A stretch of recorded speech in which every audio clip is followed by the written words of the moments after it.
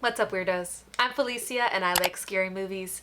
And I know I already made one of those I'm back videos, so I feel like I can't make that again, but I'm back. As a lot of you know, I've had a crazy couple months. I did a more in-depth recap on Patreon, but here's just like the short version. I graduated from grad school with a master's degree in educational theater. I got a job teaching musical theater in Brooklyn for the fall, which I'm like so excited about and nervous and excited and nervous, and it's gonna be amazing. And then my brother got married, and there was a lot of other stuff in there, but that's kind of the main events, if you will. And I'm back. So I started watching some horror movies this week as my life was winding down a little bit and I was finally able to catch up on a few. And I thought about putting them into separate videos, but I wanted to just catch up with you. So this is me catching up with you, talking about me catching up on horror movies, if that makes sense. So the first one I watched, dun dun dun dun, it was Dashcam. I had asked y'all on Twitter what I should be watching, what are the movies that I've missed over the last couple months, and Dashcam came up again and again and again. So this movie is the next horror project from Rob Savage, who brought us the Zoom horror movie Host in 2020, which was like genius. I thought I was gonna hate that movie, and it was one of my favorites of the year. It was amazing, and I didn't even realize that Dashcam was the same director until I started watching it, and then I was like, huh, I wonder who made this. It was Rob Savage. And this movie follows Annie Hardy, who is a music singing live streamer of sorts, and she ends up going on a horror-fueled road trip to live stream the most horrible night of her life. I mean, this movie, like, I know a lot of people have already said, like, what did I just watch? But I really felt like, what did I just watch? It was so crazy. It was one of the most unlikable leading characters I have ever encountered in a film. The character of Annie Hardy, played by Annie Hardy, is this horrible, obnoxious American, sort of what I unfortunately assume other countries think of Americans, which, you know, I kind of understand because we are living in a hellfire over here right now. I don't know if you've heard, but it's basically like we're living in our own horror movie, and it just keeps getting worse. But Annie Hardy kind of personifies like all of these, the worst traits of a young American white woman, and she's just the worst. Oh God, she's awful. And then she ends up encountering this old woman that it's like I don't even know how to describe it to you without spoilers, but it's like even if I gave you spoilers, it wouldn't even be able to come close to telling you what this movie's about. But there are some gore elements, some supernatural elements, and it is a freaking bonkers off-the-wall movie that I am still not sure whether it was supposed to be a comedy or not. And I kind of appreciated that. It's this extremely gruesome movie, and it's obviously got the found footage vibe of it because it's all like on a live stream.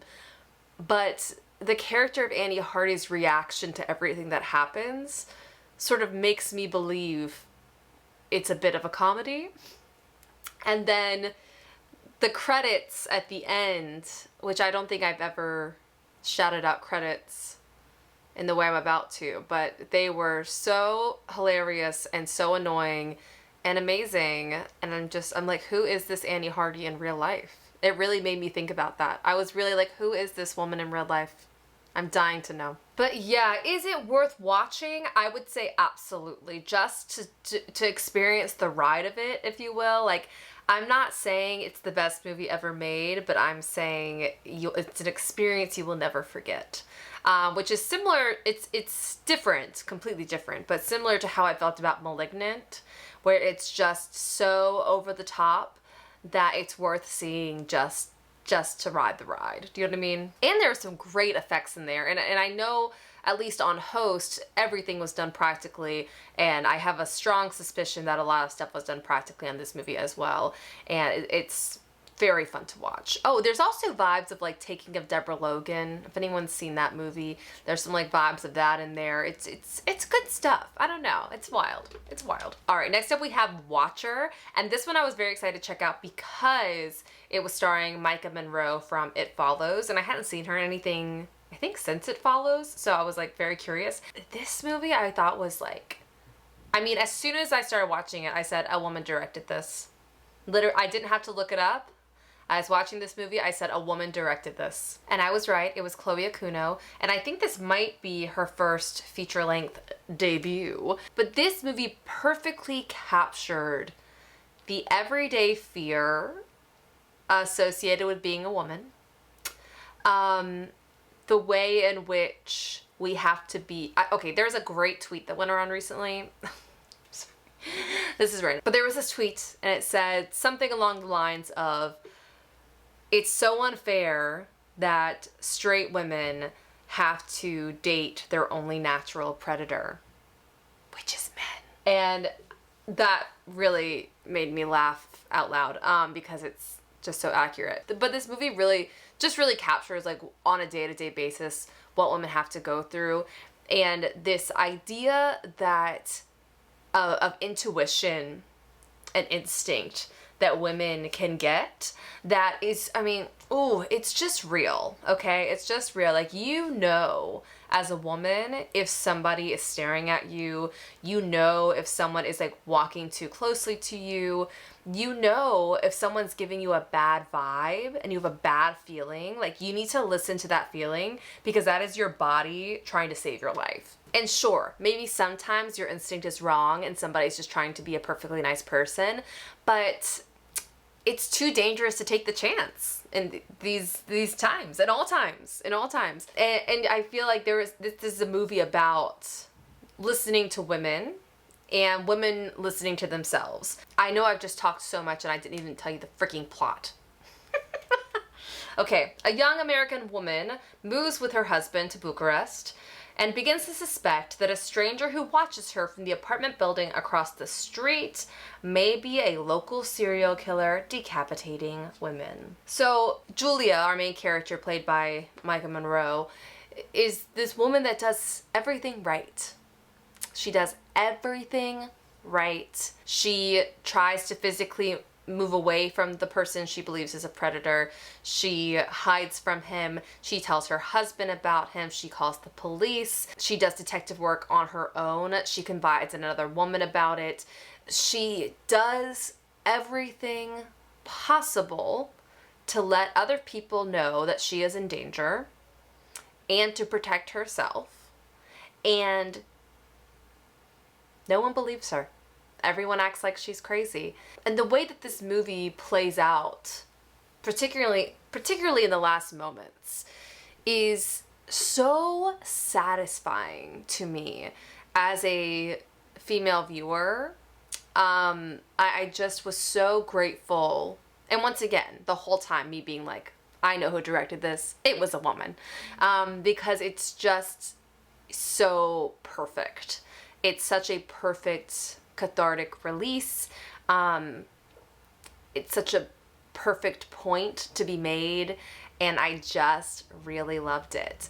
It is a slow and quiet movie at times, but the tension that the movie builds and makes for you as a viewer really kept me on the edge of my seat the entire time. I was like, it's like, even when it's like silence and you're like waiting for a pin to drop because you're so on edge. Like, it's that kind of vibe, and it's just great. Oh, there's also this added element in that movie, the fact that she doesn't speak the language, that she is an American in another country, and though she's trying to learn the language, she doesn't know it, and so a lot of times people are speaking for her and about her, and she doesn't really know what they're saying sometimes, and if they're really helping her or if they're belittling her, if they're making fun of her, if they, like, she doesn't really know all the time. And what I really appreciate about this movie is that they don't put any subtitles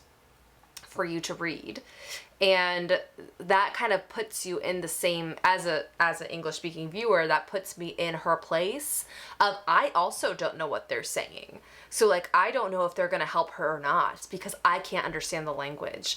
And it just adds this whole other element to it that I just thought was so good. And that really got me thinking also about like women in other countries who immigrate to the US and don't speak English, like that the danger and fear around that actually comes with that language barrier that I hadn't really considered before. So I thought that was really interesting, and just very well done. So check it out. All right, and the last one I watched is You Are Not My Mother, and this was written and directed by Kate Dolan, so another female director. And this movie also a freaking banger. And this is like, when I watched these three, it's like these are the first 3 horror movies I watched in months, and every single one of them I was just like, dang, that was good. This movie, ooh, okay. So here's some plot. In a North Dublin housing estate, Char's mother goes missing. When she returns, Char is determined to uncover the truth of her disappearance and unearth the dark secrets of her family. So just a little more on that. So we have our main character, Char, who's like a teenager. She lives with her mother and her grandmother, and her uncle, who also like comes around sometimes. And her mom goes missing for a short period of time, and when she comes back, she is different. Before she went missing, she was having some mental health issues, some depressive episodes, some things going on. But this is like a stark difference in personality. And there are some supernatural elements, and it makes you, this movie kind of keeps you guessing on like who's really the villain in this film. There are moments where you think it's the grandmother. There are moments when you think it's the mother. And this like 3 generations of women, like me trying to like solve this mystery of like what's going on.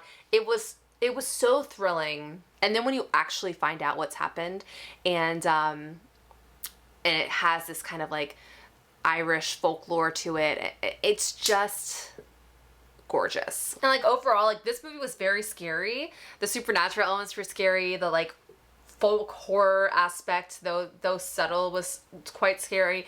But the performances for me were what made it. It was like very honest. Like Char, who's played by Hazel Dope, her performance just, I believed everything that she did. I felt like she was a real person, and that I was so scared for her and her family and what she was going through. It was so just a very dark and honest piece of horror. I loved it. Yeah, I'm just like so thrilled with all 3 of these movies. I'm just so excited about all of them.